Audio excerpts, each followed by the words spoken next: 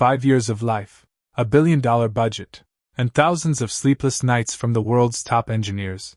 And for what? For a piece of plastic that nobody freaking needs. Welcome to the tech graveyard. I'm Logic, and today, we're not going to drool over the new iPhones. Instead, we're dissecting the most ambitious, insane, and frankly idiotic devices that were supposed to kill Apple, but ended up burying their own creators. From modular Lego phones to bricks you could literally crack nuts with. LG G5 Modular Suicide. 2016. Chaos is erupting in the LG offices.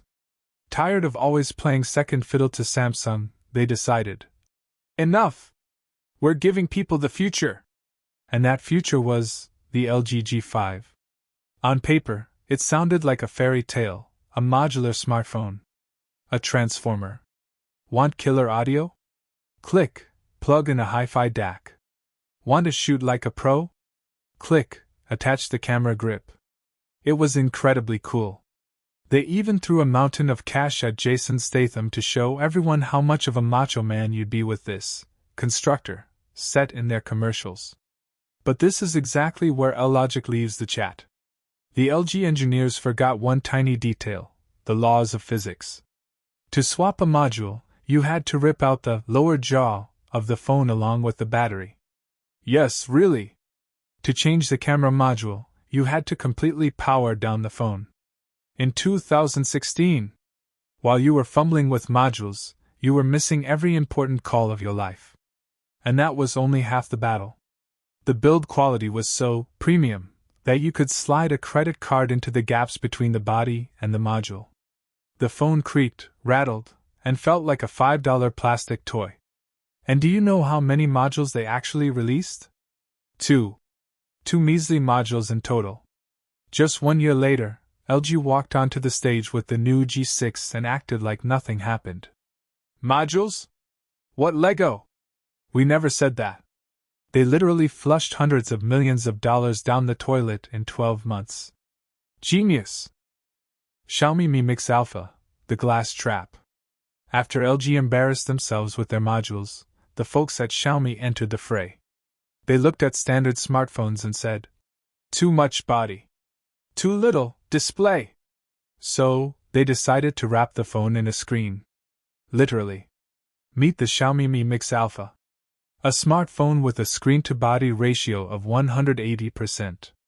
This isn't just a curved display, it's a phone wrapped in glass like a piece of candy in a wrapper. It looks like it was sent back from the year 2050. But let's apply some logic. Xiaomi spent millions of dollars on software designed to ignore your palms. Why? Because you can't even pick this phone up without accidentally opening 50 apps at once. It's like trying to hold a glowing, live eel. And now for the best part, cases for this phone don't exist. You can't apply a screen protector because they don't make them in the shape of a tube. If you place it on a table covered in even a single grain of sand, congratulations, you've just scratched a display that costs as much as 3 new iPhones. It's the world's first phone that should come with velvet gloves and a personal bodyguard. The price tag? $2,800. For that money, you could have bought a used car or 3 Samsung flagships. Xiaomi boldly promised to launch it, but at the last minute, they realized that manufacturing a screen wrapped around a titanium frame is production hell. The project was quietly put down, leaving just a few units for museums and bloggers who needed to film a hype video. Samsung Galaxy Beam, a cinema for ants.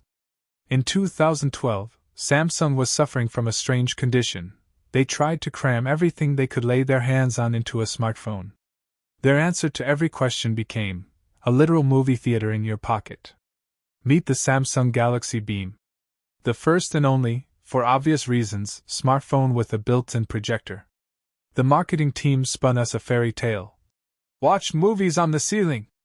Project photos onto a tent wall in the middle of the woods. Sounds cool, right? But let's apply some logic. The brightness of this projector was 15 lumens. For reference, the flashlight on a modern iPhone is likely brighter than this entire, innovative, setup. To actually see anything, you needed pitch black darkness, like a coffin, and a wall within arm's reach. And the battery? The projector drained the charge faster than a 16-year-old gamer blows their credit card balance on CS skins. Turn on a movie, and an hour later your phone turns into a hot brick with a black screen.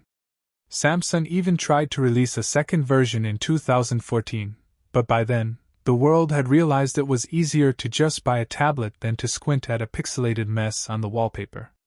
The Beam was a bright idea that ultimately stayed deep in the shadows. Amazon Fire Phone, Jeff Bezos's 3D nightmare. After Jeff Bezos conquered the e-commerce and e-book markets, he decided it was time for the final boss.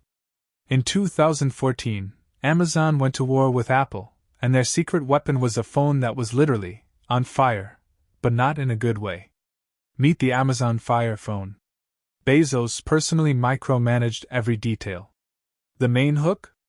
Dynamic perspective. 4. Extra cameras in the corners tracked your eyes to create a glasses-free 3D effect. The whole world asked, "Why?" And Amazon replied, "Because we can." Marketers screamed, "Revolution!" But let's apply some logic. This 3D was a useless gimmick that devoured the battery and made the phone run so hot it felt like it was actually on fire. But the worst part? The effect literally made users nauseous. Amazon created the world's first smartphone that should have come with motion sickness pills. The biggest lack of logic, however, lay elsewhere. Bezos locked users into his own ecosystem. No Google Play, no YouTube. And for this privilege, they asked for iPhone prices. The result? A total disaster.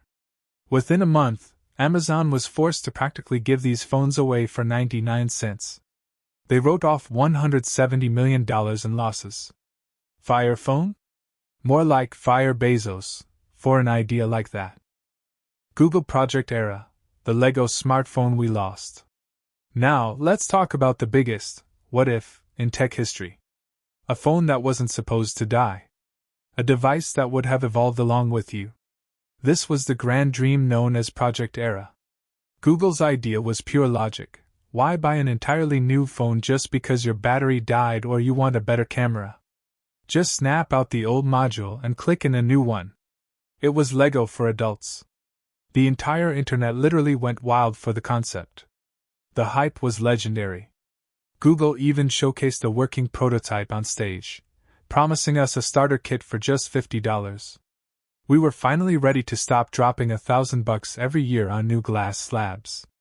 But then, physics said, no. Here was the main logical hurdle: electromagnets. Google could never make them strong enough. In early tests, the modules would literally fly off in different directions if the phone was dropped. Imagine, you sneeze, and your camera launches to the other side of the room. The phone ended up being too thick, and the modules were too expensive to manufacture. But the biggest factor? Samsung and Apple hated the idea. They didn't want you upgrading your old phone. They wanted you to keep handing over cash for a new one. In 2016, just a few weeks before the developer release, Google simply pulled the plug. The dream died, leaving us to spend the rest of our lives stuck with glass sandwiches that we aren't even allowed to take apart. Energizer P18 K-pop, the pocket killer smartphone. Alright, dry your tears after Google era. It's time for some real hardcore tech. Forget thin and light. Forget elegance. In 2019, a company that makes batteries decided, why don't we just glue a screen to a brick? Meet the Energizer P18 K-pop. This isn't just a smartphone with a big battery.